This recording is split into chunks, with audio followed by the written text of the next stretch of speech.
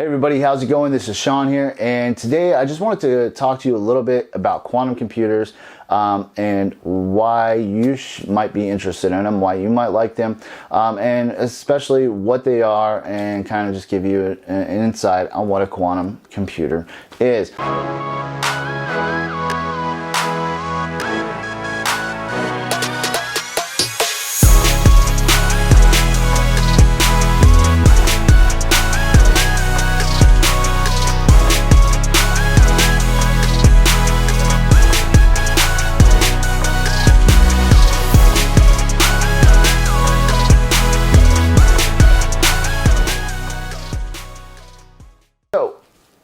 What is a quantum computer?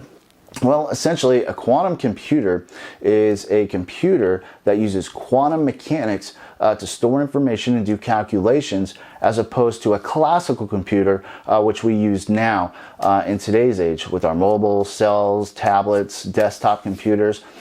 These are all forms of classical computers, and they use what are called transistors to store data into ones and zeros. Now, many of you might be familiar with the old ones and zeros, the binary. It's been a buzzword for a while. You see a lot of computer-related memes on social media with ones and zeros to kind of tell you some cool phrase or saying.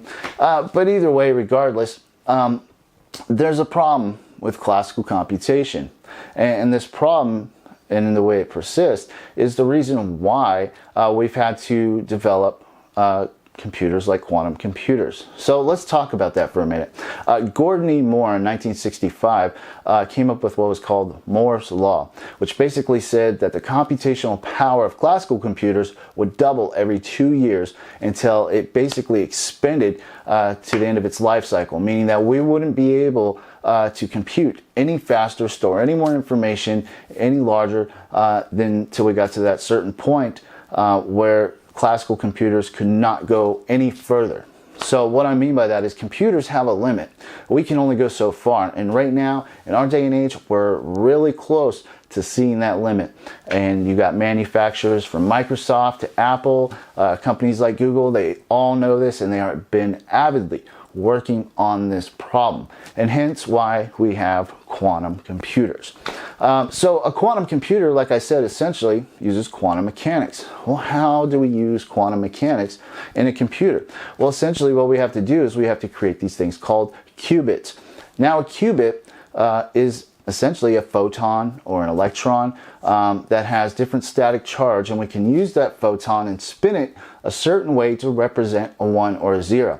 But there's a catch. Not only can we point it to say 1 or 0, but it can be 1 or 0 at the same time, holding what's called a superposition.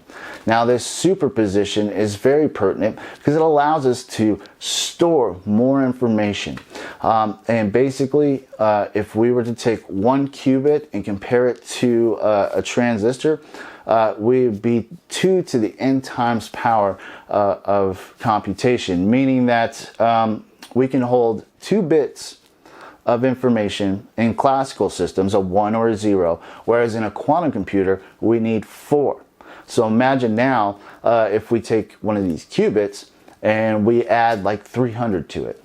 If we add 300 to it and we have 300 qubits laid out, then each of those can represent 4 different digits at once, different bits. So essentially we'd have 2 to the 300th power, which basically means we can store as much information as there is particles or atoms in the known universe. So it's a very large computational power. It's a very large source of storing information and converting information back into readable data. And that's where we're at now. Basically, right now, where we're at with quantum computers is kind of where they were at back in the 70s, maybe the mid 80s with computer technology, and it's been advancing. Google's just had new breakthroughs on quantum supremacy, what they call basically breakthroughs of getting circuitry like you see here to actually work and hold and do computations and calculations or store information. But enough of this science and all this mundane stuff. Why are quantum computers even relevant, and why do we need them? Well, think about this. We have supercomputers on the planet, and a quantum computer, once we have one that's efficient and working, will be able to do the job of all of those supercomputers and compute more information than them all put together.